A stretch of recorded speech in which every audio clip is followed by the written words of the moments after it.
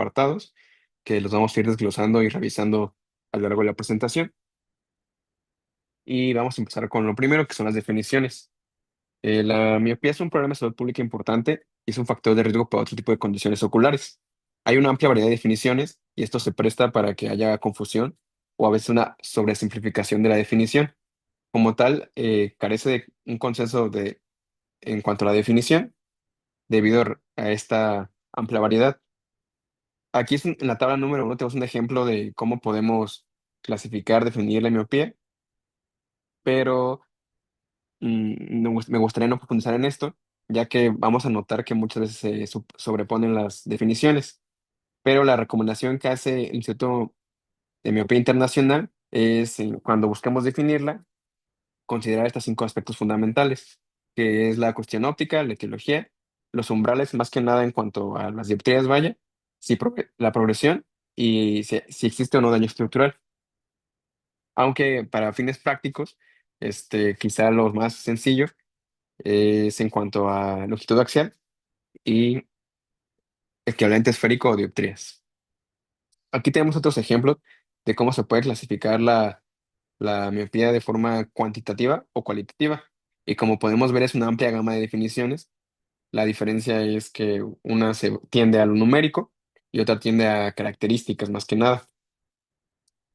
Eh, Como mencionaba en la diapositiva previa, el valor que tenemos en cuanto a dioptrías, generalmente cuando lo revisamos es de 5 o 6. ¿Esto por qué? Porque la OMS eligió este valor, ya que 5 dioptrías no corregidas se traducen en ceguera legal, básicamente, porque genera una agudeza de 20/600.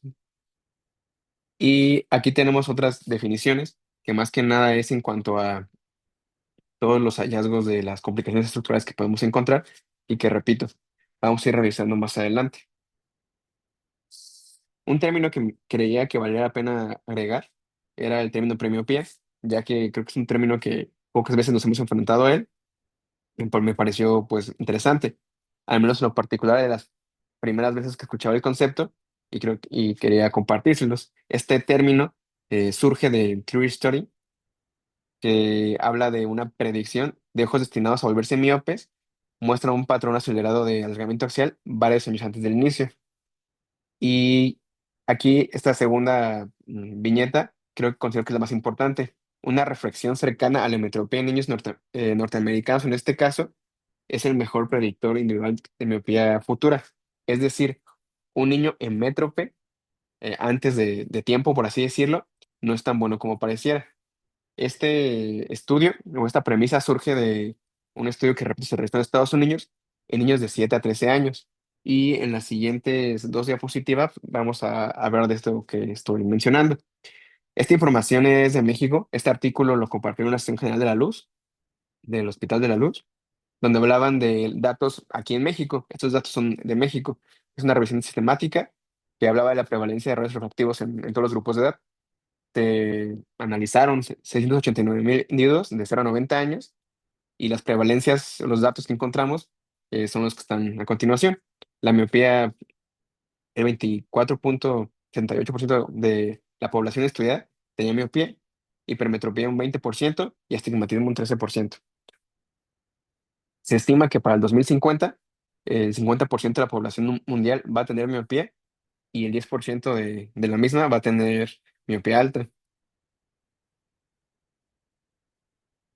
Como les comentaba en la diapo previa, la metropía se logra a mediados de la infancia, es decir, un niño en metro, pero repito, antes de tiempo no es ideal. La hipermetropía, un factor de riesgo es, repito, ser hipermétrope o menos hipermétrope de lo esperado para la edad. ¿Qué ejemplo puntual tenemos aquí? Un niño de 6 años que sea menos o, pues sí, menos hemétrope de 0,75 ya es como una red flag que debemos vigilar. Y los puntos de corte que me gustaría rescatar son estos tres. Niños de 7 8 años que sean más hemétropes de 0,50, de 9 a 10 años más hemétropes de 0,25 o hemétropes de los 11 años, son niños que tenemos que vigilar porque podrían estar en riesgo. Y a continuación podemos ver una tabla con un listado de varios factores de riesgo, pero si la analizamos de forma detallada, podemos ver que la mayoría de los factores que se han visto tienen evidencia pues débil o inconsistente, y los que sí están bien identificados o un poco mejor determinados como factores de riesgo son estos pues tres que circulamos: la educación, el tiempo afuera y si los papás o no tienen miopía. De hecho, si revisamos la Academia Americana, hay un párrafo que tal cual dice que hay pocos factores identificados, pero que el tiempo que los niños están afuera es lo único que pueden recomendar. Y como pueden ver también en la lista de los factores, hay varios que son, pues, como hasta cierto punto tabús, que puede ser desde pues, ya sabemos, las tabletas, los teléfonos, los dispositivos, más que nada. Es importante mencionar que si los dos papás tienen miopía, el riesgo se puede hasta triplicar. Y vamos a profundizar un poquito más en cada uno de estos. ¿Por qué la educación está bien descrito? Que el desarrollo de los sistemas educativos han favorecido el incremento de la prevalencia de miopía. Y esto es más destacado en los países asiáticos, ya que son un poquito mejor escolarizados y ellos tienen mayor incidencia o prevalencia de miopía que nosotros. También se ha identificado que a mayor escolarización y factores asociados como calificaciones más altas o desempeños sobresalientes, eso también puede predisponer a más miopía. Aquí en la última viñeta podemos ver que lo que pretendo explicar es que a un año adicional de estudio te puede predisponer a 0,27 dioptrías más, una disculpa por el error en el punto, de riesgo, por así decirlo. Obviamente esto aunado y sumado a la genética de la persona y toda la epigenética que puede modificar estos factores, que en este caso sería escolarizarse un poco más. El mecanismo como tal es incierto, va muy de la mano con leer y escribir, y aquí sí me gustaría que nos quedáramos con esto, que no es tanto todo el tiempo acumulado, sino cómo lo acomodamos. Las actividades a distancias cortas, que son menos de 20 centímetros, por periodos continuos, es lo que afecta mucho más que el tiempo acumulado. Es por eso que recomendamos, pues, interactividades. La acomodación también estimula el crecimiento del ojo y por lo tanto aumenta la longitud axial per se y el desenfoque hipermetrópico. Esto quiere decir que la, la porción central está viendo a lo lejos, es un enfoque miópico, por así decirlo, pero la retina periférica se desenfoca y esto provoca que se estimule el crecimiento. Y esta parte de la fisiopatología explica por qué los lentes de desenfoque periférico pueden ser una opción terapéutica. En cuanto al tiempo al aire libre, es un menor, al, al estar menos tiempo expuesto a actividades al aire libre, esto puede favorecer el desarrollo de miopía, ya que evitamos visualizar cosas a largas distancias y por lo tanto va a haber menos acomodación. Como les mencioné en la diapo previa, la acomodación estimula el crecimiento. Al visualizar objetos a largas distancias, hay menos acomodación. También se ha identificado que la iluminación puede ser un factor que contribuye a esto, ya que libera dopamina e inhibe la elongación del globo ocular, y está en estudio el efecto de la vitamina D. La recomendación, digamos, preventiva que podemos hacer a nuestros pacientes es de que 48 minutos al día va a disminuir puede disminuir el riesgo de esto. Aquí es muy importante pues mencionar o investigar con los pacientes en el sentido de que toda esta información está determinada, pero hay muchos peros en el sentido de cómo se comportan los pacientes en el exterior, qué actividades realizan, qué tanto se exponen a la luz, qué tipo de luz es, cuánto tiempo están afuera, y es por ello que a veces la información no es tan concreta. En esta diapositiva podemos ver una imagen de todos los genes involucrados. En la parte superior, en morado, son errores refractivos, están asociados a errores refractivos comunes, y en la parte verde es a miopía asociada a síndrome. Realmente no voy a profundizar tanto en esta diapositiva, pero quería demostrarles pues todos los genes que están asociados a todos los niveles, que básicamente todas las células. Y en cuanto a la prevención va muy de la mano de la longitud axial, ya que es el principal factor de riesgo para las complicaciones patológicas, que son las que ya conocemos de miopía patológica, y vamos a profundizar un poquito más. El tiempo al aire libre, ahora lo analizaremos como medida preventiva. Es una recomendación pues que sí o sí tenemos que hacer, ya que se puede considerar de primera elección. El estudio en Sydney eh, lo identifica como un factor protector de 2 horas más o menos al día. Puede, digamos, por así decirlo, contrarrestar la actividad cercana importante. Y hay un metaanálisis del 2012 de Sherwin y colaboradores que se disminuye un 2% el riesgo con cada hora adicional a la semana de estas, o sea, asociadas a las 2 horas que ya mencionaba. Es difícil identificar recomendaciones muy puntuales, ya que los estudios que arrojan esta información pues no son tan homogéneos. Son poblaciones diferentes, son niños diferentes, diferentes edades. No solamente es el tiempo que están los niños afuera, sino cómo los se alterna o se combina con actividades cercanas. Y en cuanto, igual repito, a la prevención, quizá los 5 estudios pilares en cuanto a la miopía, en cuanto a medidas farmacológicas, son los 5 que podemos ver a continuación, que son los ATOMS, que ya conocemos, ATOM 1, 2 y 3, que todavía está en desarrollo, el Atlas y el AMP. Recordar un poquito nada más de forma breve que el Atom 1 y el Atom 2 buscan o investigan cómo ralentizar la miopía, y el Atom 3 lo que busca es prevenir. El Atlas habla de los resultados a largo plazo, y el AMP habla estudia, por así decirlo, la progresión. En esta diapositiva podemos ver de forma muy breve y muy concreta eh, qué concentraciones de atropina o si había o no otros medicamentos y lo que buscaba.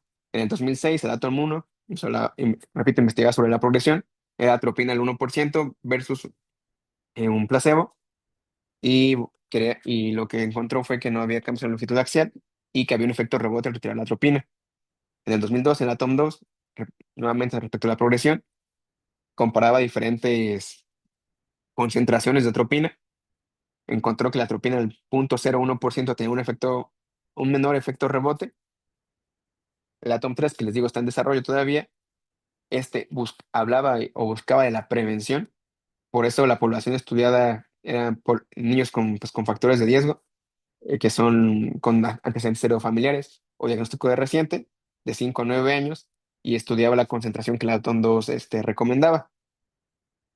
El Atlas, que era a largo plazo, agarró la población del Atom 1 y del Atom 2, identificó qué cambios en el equivalente esférico y complicaciones se encontraban a 10 a 20 años, y realmente no encontró que haya diferencia en la incidencia de complicaciones.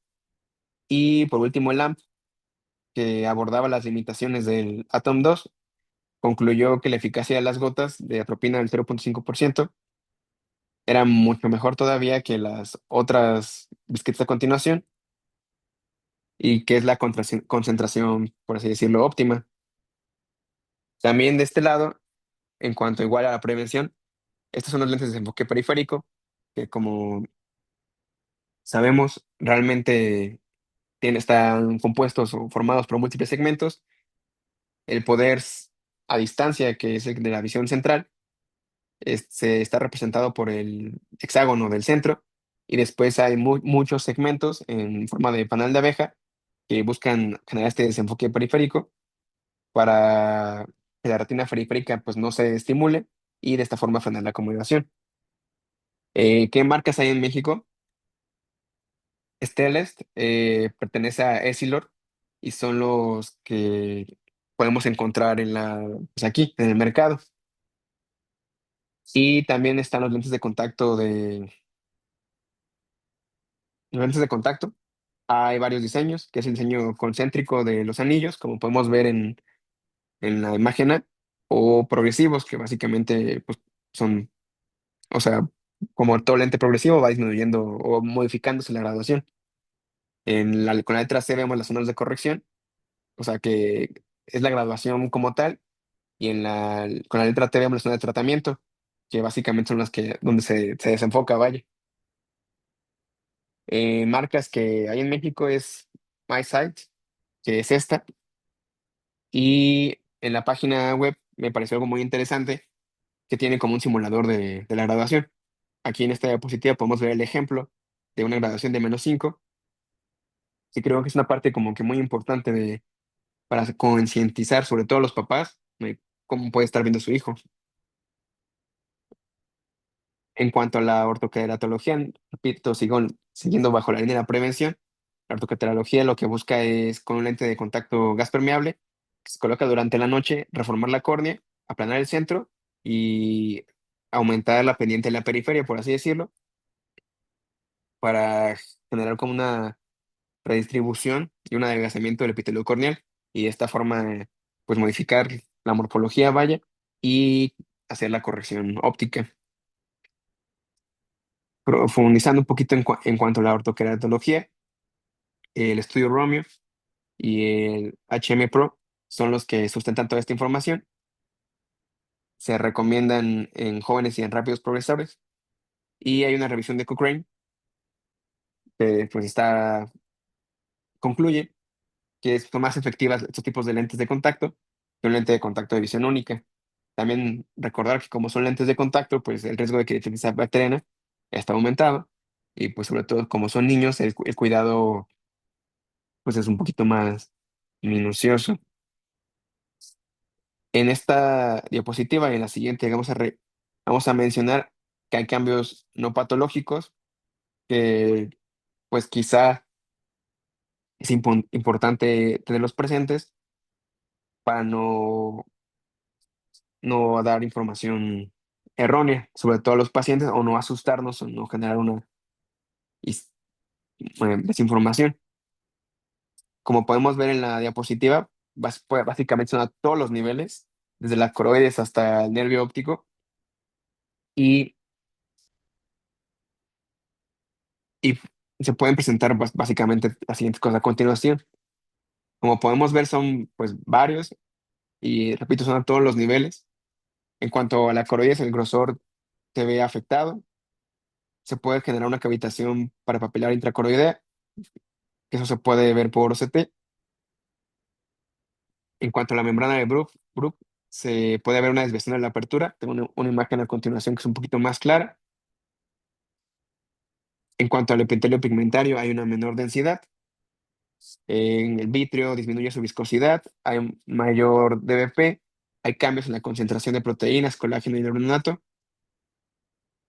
En cuanto a la esclera, el grosor también se ha afectado, se remodela la matriz extracelular. Estos cambios generan un debilitamiento. En cuanto a la forma del globo ocular, cambia a una elipsoide prolata. En cuanto al nervio óptico, se genera un aumento de tamaño, se puede generar un efecto de perspectiva, la cabeza del nervio óptico se vuelve ovalada, más que, sobre todo más, digamos, prominente en sentido vertical. La lámina cribosa también se ve más expuesta. En cuanto a la longitud del nervio óptico, como es un globo más grande, pues entonces el nervio se puede hacer un poco más pequeño y en ciertos casos muy severos puede haber dificultad para la aducción. Y en cuanto al círculo arterial, estos cambios generan que haya un nuevo tipo de atrofia, por así decirlo, que es clásica de los miopes altos, que es la gamma y la delta. En esta diapositiva, básicamente lo que buscaba interpretar es una imagen esquemática de los tipos de atrofia que podemos encontrar. Como bien conocemos, está la atrofia alfa y la atrofia beta, pero en los miopes podemos encontrar la gamma y la delta, que la gamma básicamente representa una zona de ausencia de la membrana de Bruch, como podemos ver, no sé si se ve mi cursor. Bueno, de este lado tenemos membrana de Bruch, que es lo café, y en azul, pues vemos como ya no le da continuidad. Y una atrofia delta, corresponde a un adelgazamiento de la esclera, a un reborde esclerado adelgazado. En esta otra imagen podemos ver, es una imagen clínica de fondo de ojo izquierdo, donde lo que me interesa representar son las zonas de atrofia gamma y delta. En la gamma es la representada por las líneas verdes y la delta por las líneas negras, las flechas negras. Luego, como les mencionaba, en cuanto a los cambios no patológicos, hay una desviación de,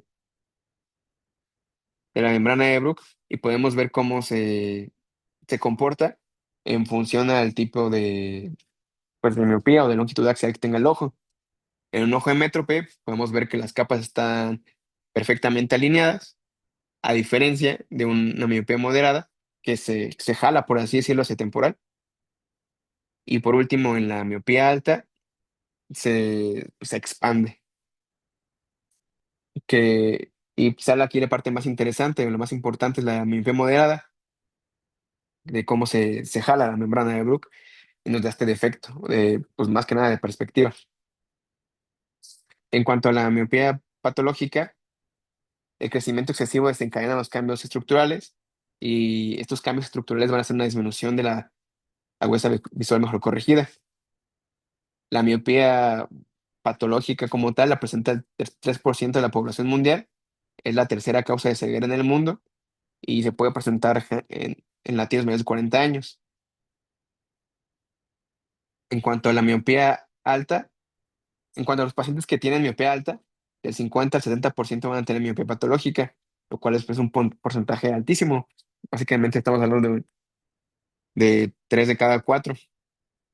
Quizá la lesión estandarte o característica es el estafiloma posterior, que como tal lo podemos definir como una protrusión de todas las capas de la pared posterior con un rayo curvatudo menor, que básicamente está representado en la imagen C. En la imagen B podemos ver pues digamos un ojo un poco más elongado, a diferencia de la imagen C, que tiene, además de la elongación en cuanto a longitud axial, tiene el estafiloma posterior. Ono y Matsui clasificaron los estafilomas en 6 tipos. Corting previamente los había clasificado en 10, pero Ono y Matsui simplificaron esta clasificación, donde el más común es el ancho macular, que se representa en el 74% de las personas, que es pues básicamente el tipo 1. Y podemos ver aquí en esta imagen esquemática, pues dónde está localizado y todo, que básicamente es una parte importante del polo posterior. En esta imagen, un par de imágenes, podemos ver un OCT de mácula y pues básicamente, sin hacer el análisis a profundidad, podemos ver que pues mm, la distribución del ojo pues es evidente que es diferente a un ojo normal y desde ahí podemos sospechar que es un paciente miope sin desmenuzar tanto el OCT. Pero en cuanto a los hallados característicos, me gustaría que pusiéramos atención a las flechas que representan el borde del estafiloma, tanto la flecha blanca como la flecha amarilla. Y aquí tenemos que poner atención un poquito en el comportamiento de la coroides, cómo se va adelgazando desde la periferia hasta el borde del estafiloma y posteriormente se vuelve a reengrosar desde el borde del estafiloma hacia el polo posterior. También podemos ver igual en ambas imágenes cómo protruye la esclera y se desplaza un poco la esclera hacia posterior.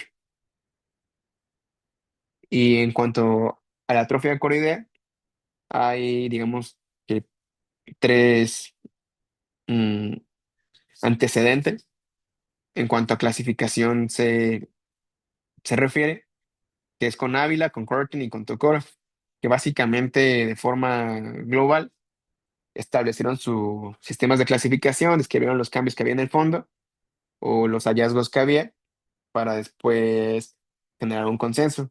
También es importante mencionar que la maculopatía miópica también la podemos encontrar como degeneración macular miópica. Y como les mencionaba al inicio, hay mucha heterogeneidad en cuanto a las definiciones.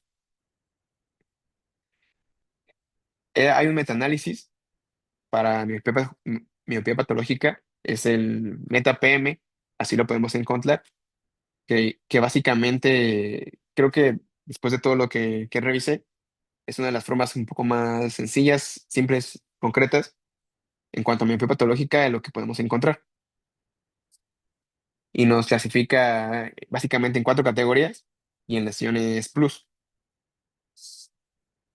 Como podemos, y como iremos revisando un poquito más adelante, un fondo teselado que imagino ya lo hemos visto todos más de alguna vez, es característico de los miopes, pero no, como tal, no define un ojo como miopía patológica.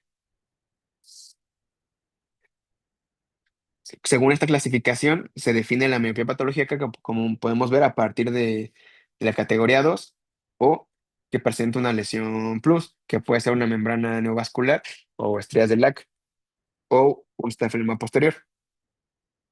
El fondo testelado, atigrado, coroideo, básicamente se define como la visibilidad de los vasos coroideos.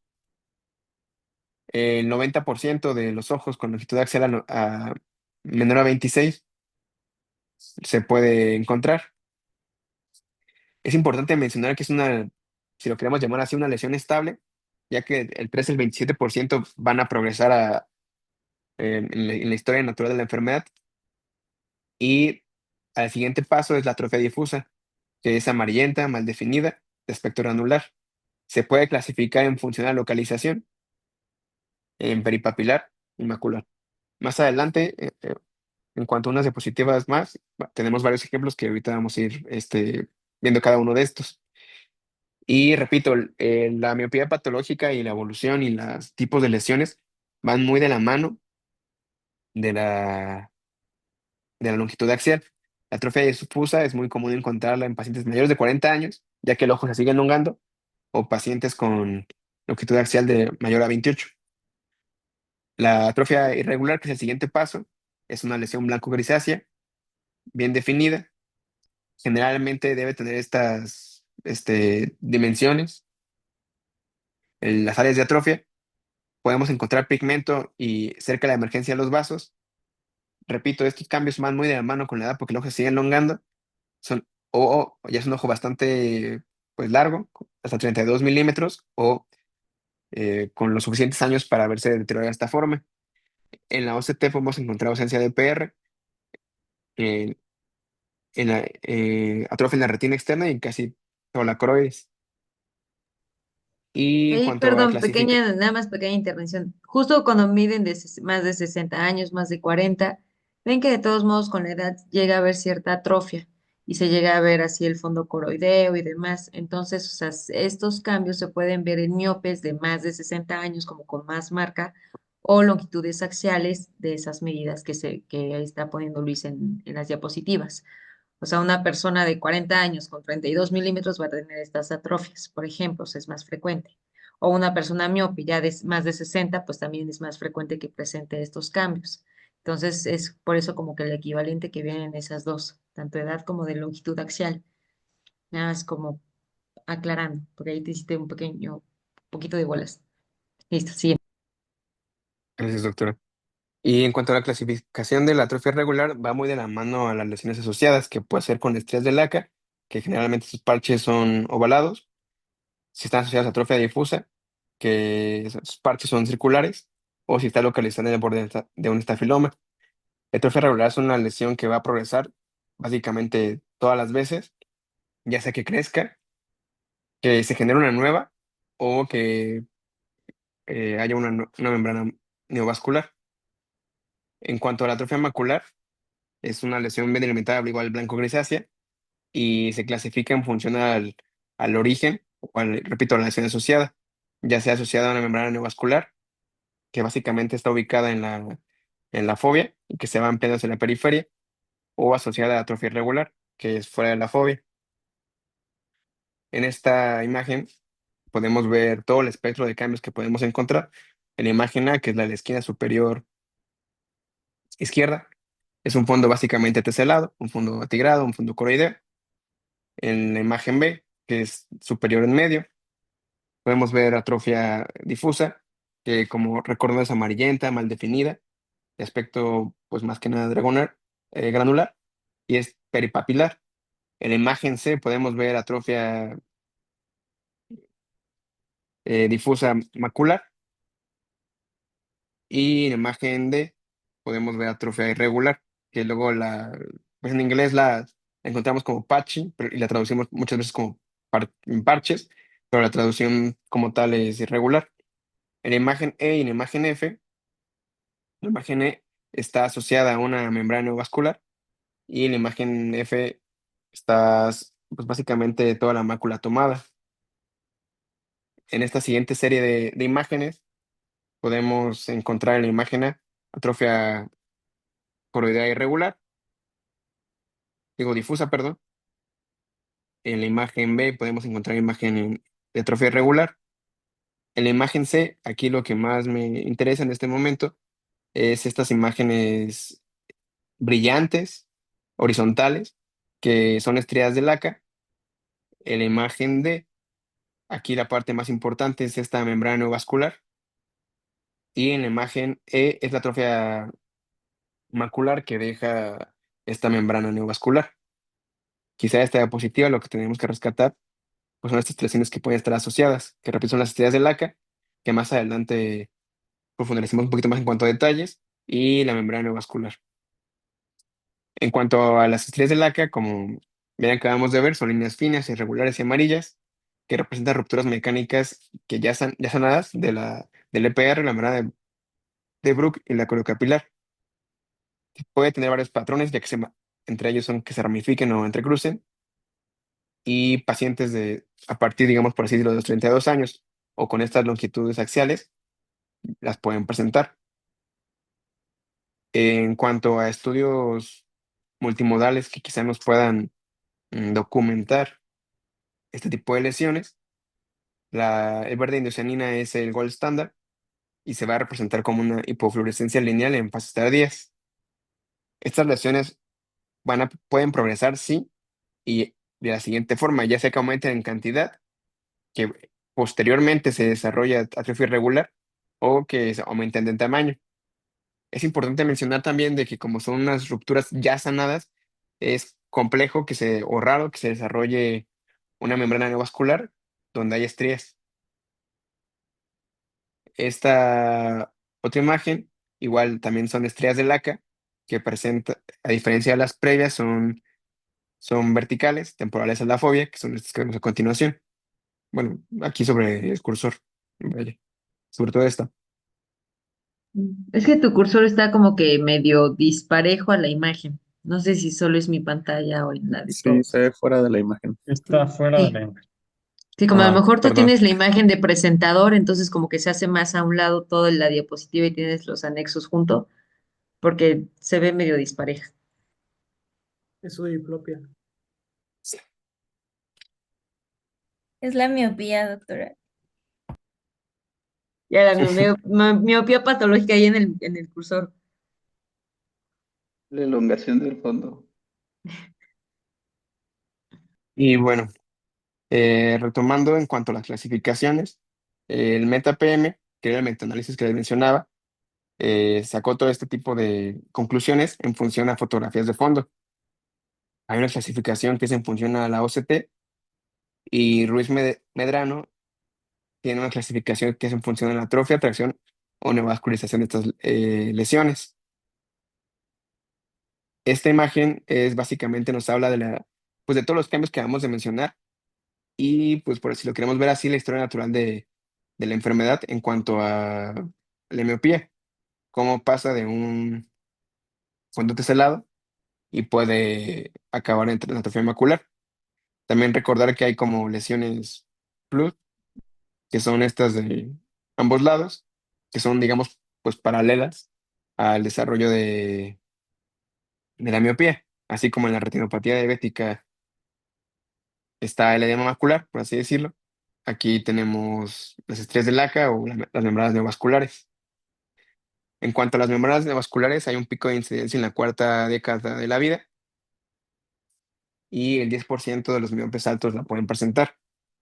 Un dato que me parece pues, bastante relevante es que hasta el 30% de los pacientes miopes que desarrollaron un ojo la van a desarrollar en el otro ojo, porque creo que es una pregunta recurrente que luego hacen los pacientes de que, doctor, ¿me puede pasar en el otro ojo X cosa?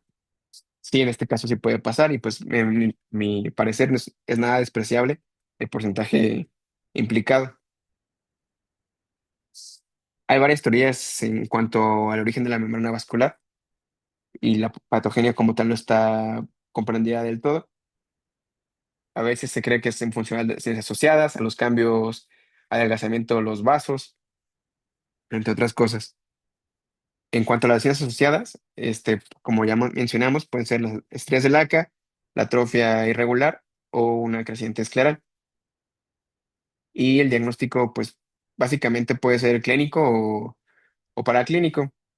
El diagnóstico clínico de una membrana neovascular, pues, básicamente va a ser una lesión plana, grisácea, que es subretiniana. Ahí tiene tres fases, que es la activa, la cicatrizada y la atrófica. Y es muy importante identificar si tiene o no actividad, ya que eso, pues, determina si tendrá o no tratamiento.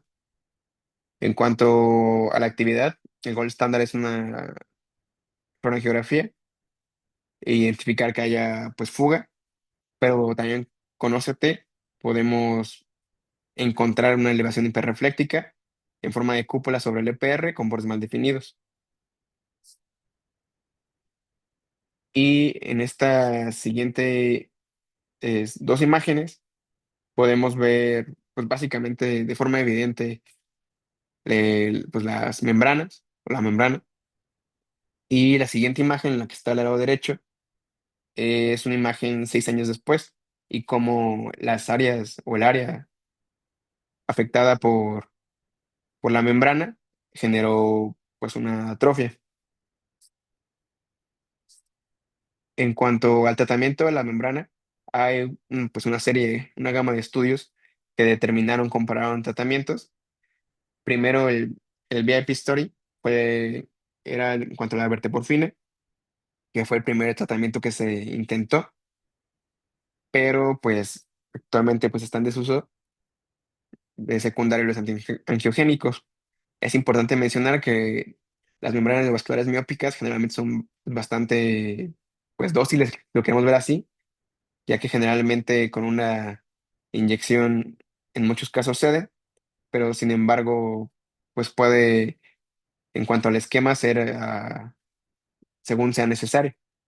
En cuanto a la otra serie de estudios que comparaban tratamientos, está el Mirror y el Shiny, que compararon aflibercept y conbercept respectivamente contra el placebo, el Radiance y el Bladance, que comparó ranimizumab versus verteporfirina, y el Luminous, perdón, que aquí lo que identificaba era fue la ganancia de letras utilizando ranimizumab en pacientes que ya han sido tratados previamente y pacientes de nuevo, que son, repito, todos los estudios que respaldan, pues, la aplicación de antiangiogénicos para las membranas neovasculares.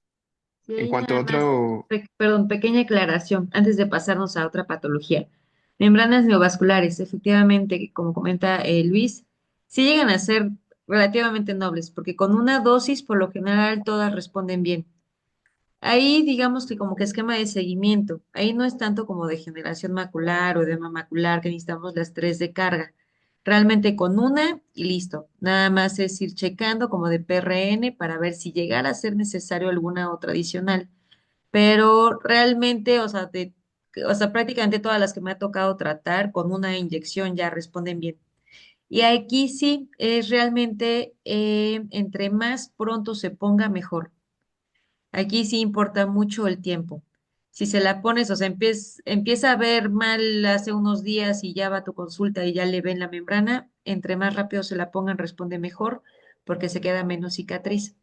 Entonces, realmente aquí sí, entre más pronto se pueda, con una dosis, por lo general ya prácticamente todas quedan.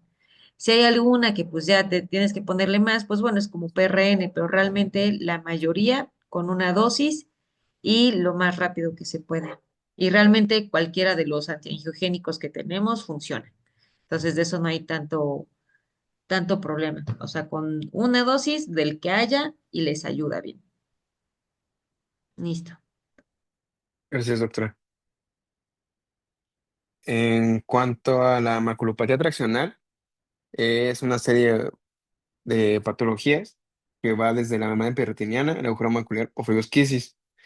Como tal, la fibroesquisis es la que vamos a profundizar un poquito más, que es la división de las capas internas pues, de la retina y se representa como quistes foveales, agujeros maculares o un desprendimiento foveal. Clínicamente lo puede manifestar el paciente como distorsión central o escotomas relativos y puede haber una ligera elevación de la retina posterior en la OCT. En esta imagen, maculopatía reaccional, en el representado con una estrella, podemos ver un desprendimiento pues, foveal localizado y con la flechita amarilla podemos ver cómo hay una separación entre capas internas y externas de la retina con la retinosquisis. La, esta división puede ser a diferentes niveles, no hay como un límite establecido per se, pero ya que como la retina interna es menos flexible, generalmente se separa pues en bloque. También es importante mencionar que hay como dos hallazgos pues, característicos o pivote, que puede ser la separación de la limitante interna, que es la que podemos ver en las flechas de la imagen A, y un área de tracción microvascular o TEN-like, que coincide con espacios donde hay vasos. También en cuanto a los agujeros maculares, que también pues, pueden, al ser una retina un poco más delgada, predispuesta, vulnerable, hay dos etapas antes del agujero macular como tal. Si está asociado a la retinosquisis o si existe o no un desprendimiento foveal.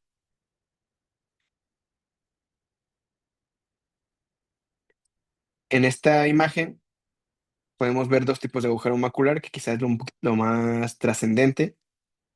En la imagen A podemos ver un agujero macular sin retinosquisis. Podemos ver cómo la morfología es básicamente, a pesar de que es un ojo pues miope, completamente diferente, donde los bordes sobre todo no tienen quistes y están, pues se puede decir que estables. A diferencia en la imagen B, que es un agujero macular con retinosquisis, eso se representa pues con los quistes y presenta además una mayor probabilidad de un desprendimiento de retina. Quizá este es otro dato importante mencionar, que un agujero macular en un paciente miope pues es un agujero macular pues de mal pronóstico, de mayor mal pronóstico que un agujero macular convencional. También ahí aprovechando la imagen. O sea, realmente un paciente que empieza con esa fobiosquisis empieza a bajar la visión desde antes. No va a llegar el paciente como típico de agujero macular, es que empecé a ver borroso y muy marcado. Realmente los de miopía alta ya con esta maculopatía traccional, realmente ya la visión les va bajando desde antes de a poquito y luego ni se dan cuenta. Y efectivamente son de peor pronóstico, porque aunque quitemos el factor traccional, ya toda esa fobiosquisis, igual que la retinosquisis, que luego hay periférica, realmente tratamiento en forma o muy efectivo, a pesar de cirugía, como que nos queda como que a deber.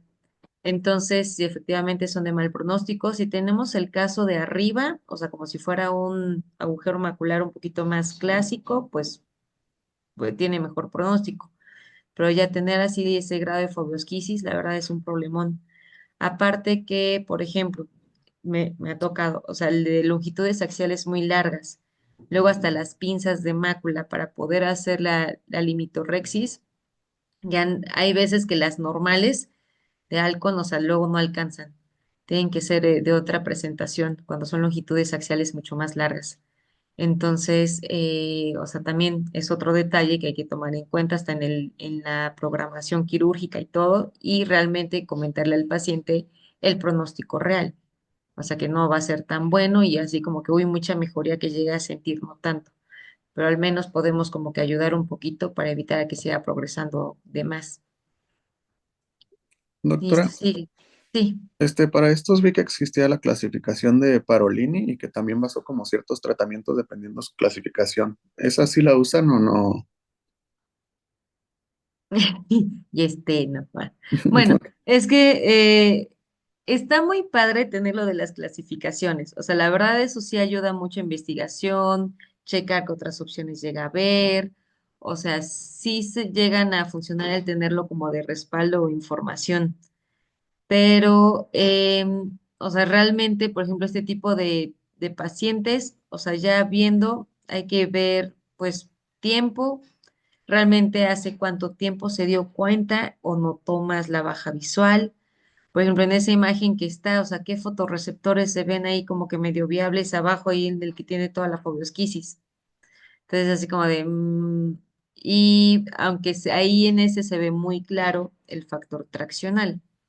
Entonces, o sea, de que va a ayudar a quitarle la tracción, puede, pero hay que sí plantearles como que el mal pronóstico va a estar, o sea, casi casi independiente. Bueno, ahí sí, entre más fobiosquisis es peor, pero, o sea, si hay factor traccional, pues ayuda a liberarlo un poco, por lo menos. Ok, gracias.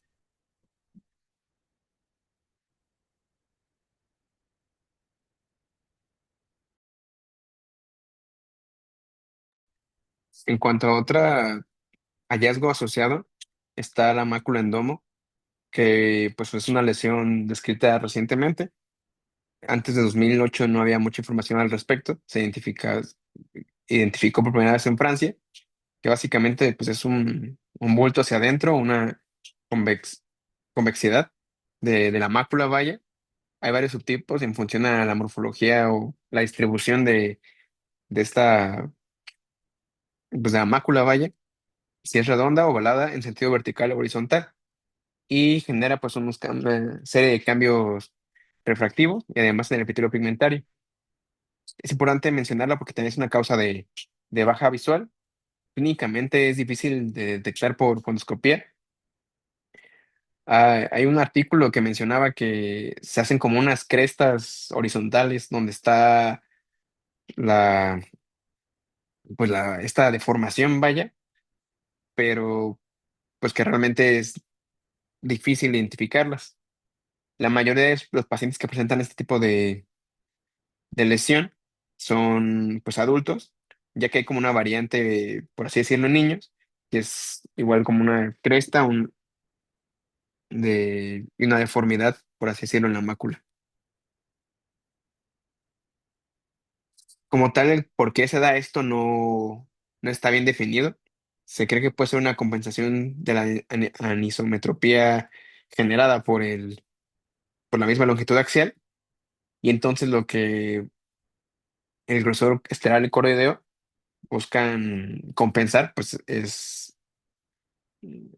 buscan compensar esta longitud axial con un aumento que se traduce en la mácula en domo.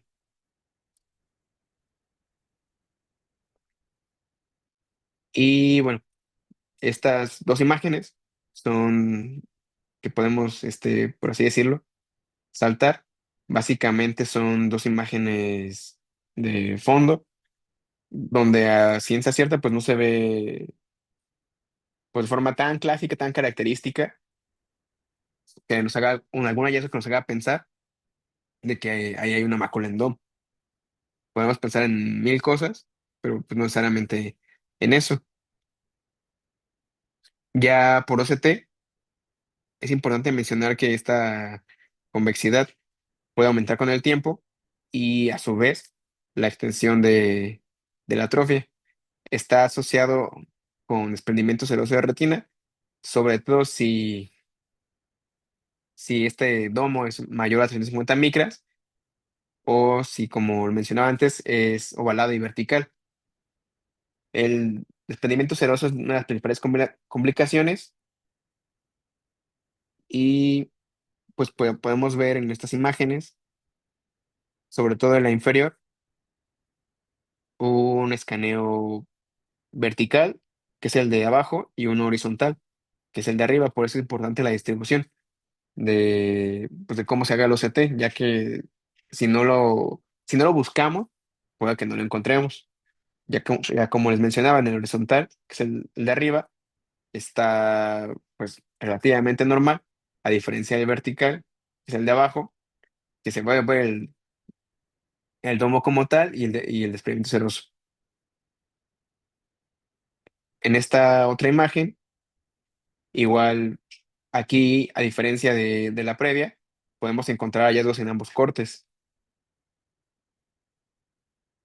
Y esta es otra imagen que encontré, que básicamente habla de pues, varios mediciones, índices que podemos hacer en cuanto a pues todo los bordes, los domos, las capas. En la flecha amarilla, básicamente se valora el grosor central de la retina. En la flechita azul, en la, es el grosor coroideo central. En la flechita eh, blanca es el EPR. Y en la flecha doble azul es el grosor coroideo.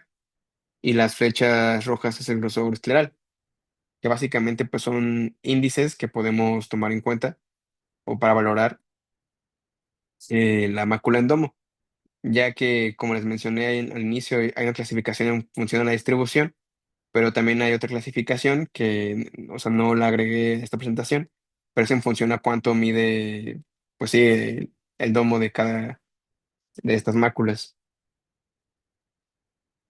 Esta es la clasificación que les mencionaba previamente que existía por OCT, que básicamente son todos los hallazgos ya mencionados previamente, pero pues su equivalente en la tomografía de coherencia óptica y pues básicamente cómo va de la mano con la terminología previa. Ya en cuanto al abordaje del examen inicial de un paciente con miopía, es importante investigar los antecedentes familiares, cuándo se detectó, cuándo inició, cómo ha progresado a través del tiempo, cómo es la estabilidad de la refracción, por así decirlo, y se han intentado tratamientos previos para refractar como tal al niño. Lo ideal es una gota de tropicamida del 1% o dos de sinclopentolato. Si en caso de ser sinclopentolato, entre 5 minutos entre gota y gota, y después de 30 a 45 minutos de la primera gota, realizar la valoración. Los estudios mencionan que pues poco hincapié o profundidad se le da a la longitud axial, pero pues quizás sería algo que valdría la pena en función a las posibilidades de la infraestructura, investiga para monitorizar. Lo normal es que esta aumente de 0,1 milímetro año en una persona normal, a diferencia del comportamiento que puede tener un ojo miope. Es importante investigar pues, los hábitos de los pacientes, ya que sobre todo en cuanto a pues, sus actividades, para determinar pues, qué tipo de actividades, si son cercanas o de visión lejana, y su exposición al medio ambiente está teniendo. También en cierto espectro de síndromes es importante considerar lo que es la acomodación en las emergencias, si hay síntomas de ojo seco, ya que pues, varios de los tratamientos pueden exacerbar estos síntomas, o por ejemplo la atropina que tiene el bajo como conservador puede pues, favorecer cambios en la superficie. Y en la medida de lo posible, indagar en cuanto a la reflexión periférica. Hay un dispositivo que se llama autorrefractor de campo amplio que nos permite pues, saber cuánto tiene de refracción en la periferia, por así decirlo, ya que pues esto promueve o es parte de los lentes de desenfoque. Aquí de forma pues muy concreta, muy resumida, tenemos cuatro, digamos, alternativas. Es importante mencionar que un lente tradicional básicamente va a infracorregir, no va a tener un resultado adecuado. En cuanto a la ortoquetralogía, es importante mencionar que es necesario colocarse los lentes de contacto al menos 8 horas hasta al menos los 14 años. Los lentes de desenfoque van muy de la mano el efecto pues, beneficioso en función al uso. Y la atropina, pues no es solo atropina, va de la mano de toda la corrección óptica. También hay, en cuanto a los lentes tradicionales, aquí podemos incluir a los bifocales y los progresivos. Se recomienda un poquito más los bifocales que los progresivos. Lo que ya les comentaba de los lentes de desenfoque y de la ortoqueratología. Y repito, en cuanto a la atropina, es importante pues tomar toda la corrección. Quizá además lentes fotocromáticos debido al efecto de la dilatación. Se recomienda que no sea más de 2 años por el efecto de lo conservador. La OMS hace esta recomendación. Y si en caso de que haya un efecto de rebote, pues reiniciar. Quizá en cuanto a datos importantes, pues podemos ver cómo con lentes tradicionales, pues básicamente no estamos consiguiendo casi nada, sino es que nada va a progresar a menos 0,5 a 1 de prioridades al año, a diferencia de las otras alternativas terapéuticas que pues disminuyen de forma importante la progresión, que es lo que interesa, hacer lo más lento posible el cambio en la longitud axial. ¿Quiénes van a progresar más rápido? Personas pues que se identificaron más jóvenes, que tienen una miopía más alta, basal, por así decirlo, más elevada, que tienen una historia de progresión mayor a 0,50 al año, y el Brian Holden Vision Institute de miopía tiene un calculador. Este calculador se fundamenta en un estudio que duró 2 años. Eso es como un punto importante, ya que pues, solo duró 2 años y no podemos establecerlo como regla, pero sirve como fines ilustrativos, que sea para nosotros como médicos o para los pacientes, para darnos una idea de cómo puede comportarse pues el crecimiento de la longitud axial del niño en cuestión. Esta es una imagen del calor que les mencionaba. Como pueden ver, hay como tres opciones. Ahorita nada más voy a representar la que está, qué tanto puede progresar la miopía. Le damos clic en esa parte y básicamente nos arroja pues esta serie de casillas que nos pregunta la etnia, la edad, el género, cuánto es el error refractivo actual y qué opción terapéutica estamos utilizando. Y ya en función a eso nos da pues, este tabulador, este normograma, que nos habla de cómo se va a comportar pues en cuanto a dioptrías, más que nada, con y sin tratamiento. Y me pareció pues muy interesante este calculador y pues les repito, está súper fácil, súper accesible. En cuanto a la revisión, creo que también es una forma muy concreta de resumir una diapositiva bastante práctica de cómo debemos vigilar a los pacientes en función al tratamiento en cuanto a la temporalidad, en función al tratamiento que estén teniendo y qué pruebas o no debemos hacerles en cada una de las visitas,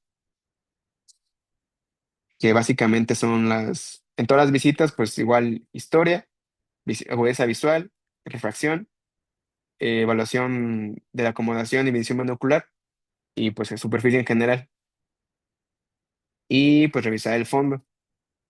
Si está disponible, pues la longitud axial y en función al tratamiento que estén llevando, la atropina y la ortoqueratología si tienen unas indicaciones un poco más particulares, que puede ser de la topografía hasta la presión intraocular. Y pues básicamente ya casi para terminar, también hay una semana de concientización de miopía que fue este año fue el 19 al 25 de mayo, y la mayoría de la información la saqué de este instituto, que tiene una infografía creo que bastante interesante, que creo que resume la clase de forma perfecta. Básicamente podría considerar que estas dos diapositivas podrían ser la clase, que básicamente nos habla pues, de todo lo que acabamos de mencionar, resumida de forma muy concreta y pues básicamente pues, en español, que son todos la información, los factores de riesgo, que quizá son las perlas que me gustaría que se llevaran. Es importante comentarles que estos hechos y hallazgos son del 2023, pero pues está relativamente actualizado. Y aquí, por otro lado, podemos ver esta igual diapositiva con la segunda parte de la infografía, que quizá es un poquito más interesante, ya que viene pues las intervenciones terapéuticas que podemos hacer y los beneficios que podemos encontrar en cuanto a longitud axial y equivalente esférico. Y pues bueno, de mi parte sería pues básicamente todo. ¿Nos tienen alguna pregunta o duda? Regrésale a la diapositiva anterior, porque sí, realmente ahí está muy bueno las recomendaciones de qué hacer. ¿Alguien alguna duda antes de que concreticemos puntos finales? Doctora, yo tengo una. Dime. ¿Los protocoliza de alguna forma? O sea, le llega un paciente miope y le hace, además del fondo, la periferia, le toma una CTE o algo así. Así como que tan estricto, porque primero hay que checar, bueno, si tienes autocrato a la mano, o sea, genial, ver la ensometría, ver realmente qué graduación es la que tiene en sus lentes y ver qué graduación es la que sale en el autoquerato.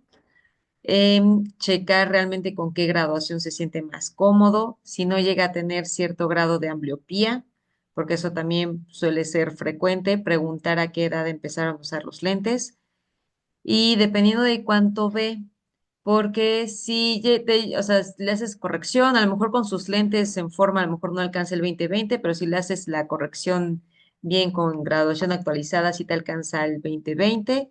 Entonces, realmente ahí ya nada más como que de entrada, antes de casi casi revisar el fondo de ojo, aunque tenga un -5, si te alcanza el 20/20, no va a tener alguna maculopatía. Entonces, así como que a ese paciente en particular, un OCT, pues como que para qué, si le quieres hacer un OCT macular.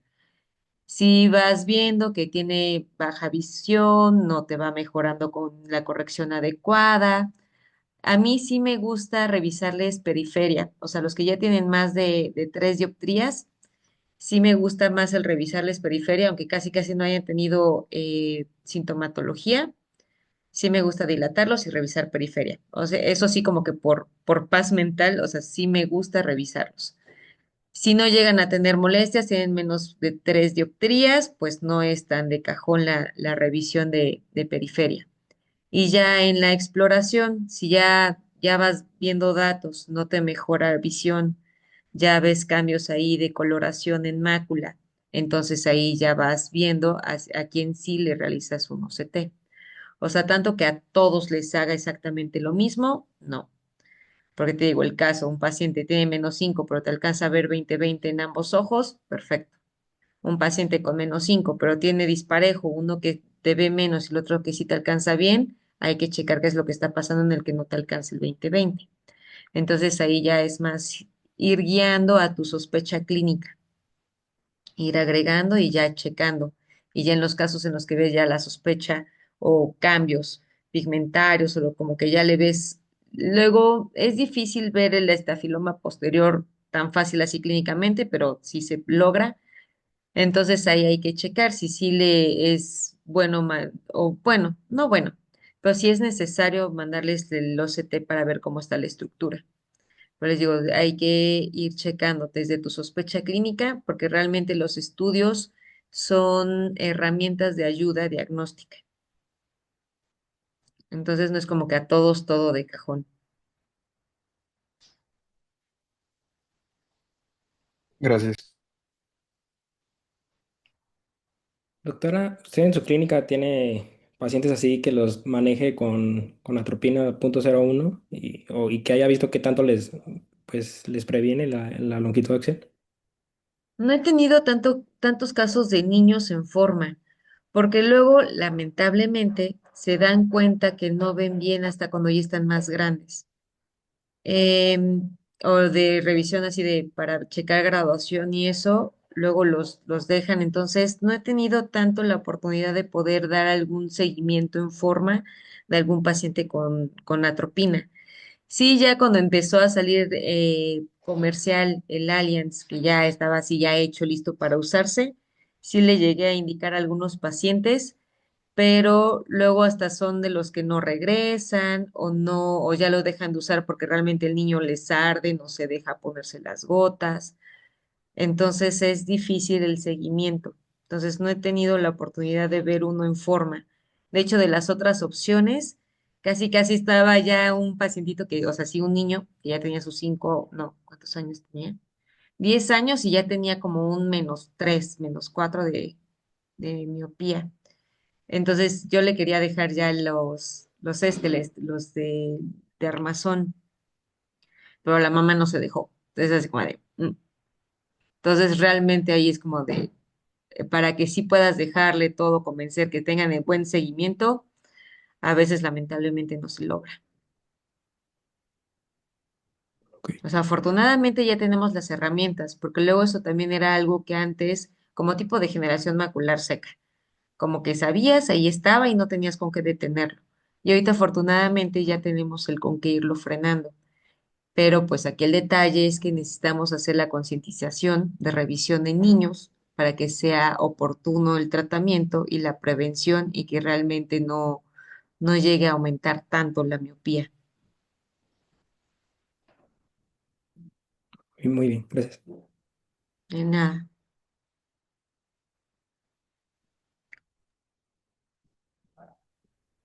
Y bueno, ¿alguna otra duda?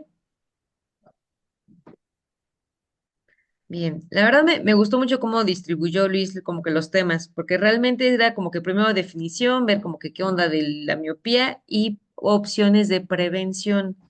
Realmente ahorita aquí, bueno, lo que les decía hace un instante, hay que tratar de hacer concientización de que sí sea la revisión y poder tratar o dar estas medidas preventivas, porque realmente un niño, la longitud axial y el ojo van a seguir creciendo por varios años y ya desde chiquitos le detectamos, podemos ayudar a frenar. Medidas generales que siempre les pueden estar recordando como a todas las mamás, a todos los pacientes, que si les llega un bebé, un nenecito muy chiquito, repasar con los papás 2 horas al aire libre a diario y evitar tiempos prolongados con pantallas o con actividades de visión cercana. Ya ahí ya hasta se vio más de 45 minutos continuos con actividad de visión cercana, ya hay que tratar de hacer los descansos. No es tanto de que ya, o sea, por ejemplo, de tareas, que luego, o sea, pues sí tienen que hacer la tarea, pero pues con descansos a lo mejor de cada 45 minutos. Cosas que a lo mejor estaban pseudo asociadas como de grado académico o de grado de inteligencia, o sea, eso es más por si te pones a leer y estás ahí todo el tiempo leyendo, pues ahí estás haciendo actividad de visión cercana. Entonces, sí, eso implica el hacer las pausas y bueno, pues sí, principalmente esas pausas y las actividades al aire libre. También, ahí no tengo los datos de ese artículo, pero bueno, en teoría se supone que ahorita mucho de miopía también se empezó a ver principalmente en población asiática, que era de los que de por sí tienen como que altos índices de miopía y que luego ahorita con pandemia y todo como que se vio el pico, que cómo aumentó todo esto de justamente longitudes axiales, mayor graduación de miopía por todas las actividades que se hizo más en casa, sin salir al aire libre y todo cercano y aumento de tecnología con pantallas. Entonces, en teoría, también el hacer, aunque sea las tareas o iluminación adentro de casa o actividades de visión cercana, pero con luz natural, se supone que también ayuda otro poquito adicional hacer esas pausas, pero de preferencia y sí hacerlo directamente al aire libre, entre que si la iluminación natural o de la vitamina D que se estaba como que viendo, y de todos modos estar al aire libre, ya estás viendo a lo lejos, ya no estás haciendo una actividad cercana. Entonces ya con solo eso ya ayuda. Entonces, a los papás decirles, tiempo de periodo de pantallas, que descansos cada 45 minutos, no más tiempo. ¿Que quieren ver televisión? Bueno, pero a 3 metros, 2 metros por lo menos, o sea, televisión pueden ver, pero a lo lejos, que no lo tengan tan cerca. Y por lo menos de 1 a 2 horas diarias de estar al aire libre, continuas. Ese sí es continuo. A diferencia del de actividad cercana, que son cada 45 minutos pausa, aquí son de 1 a 2 horas continuas al aire libre. No sirve que, ay, salí media hora y me regreso. No, ahí sí tiene que ser continuo de 1 a 2 horas y en casos ya necesarios, que justamente la emetropía estrictamente hablando, se tiene que alcanzar hasta los 11 años. Entonces, una hemetropía a los 6 años, ya hay que tener como que ya está ahí el factorcito de que ya vas a desarrollar miopía. Entonces, estar al pendiente. Niños que lleguen, que ya empiezan a tener esas características, reforzar lo de las, digamos, actividades diarias y si se puede de una vez, como que ir checando opciones de tratamiento, pues ya, de una vez. Digo, a lo mejor un niño hemétrope a los 6 años, a lo mejor no le dejas lentes porque está hemétrope, no va a sentir gran diferencia con o sin los lentes. Pero a lo mejor ahí una opción, por ejemplo, es dejarle las gotitas de atropina. O sea, como que bueno, si ya se empieza a ver que tiene graduación, entonces ya le puedes dejar los lentes.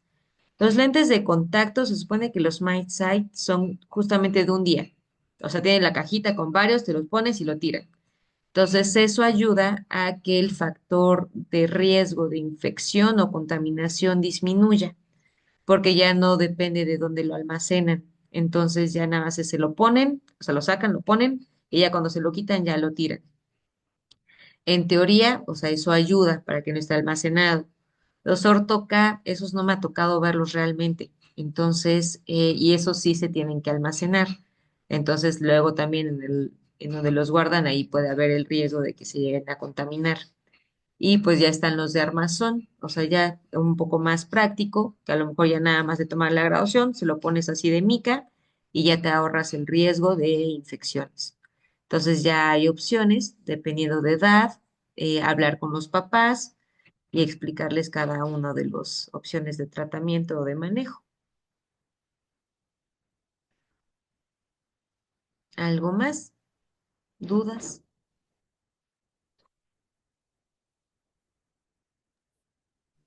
Parece que no. No, ya no. Ok. Entonces, pues chicos, me parece que ya es la última clase que tengo con ustedes.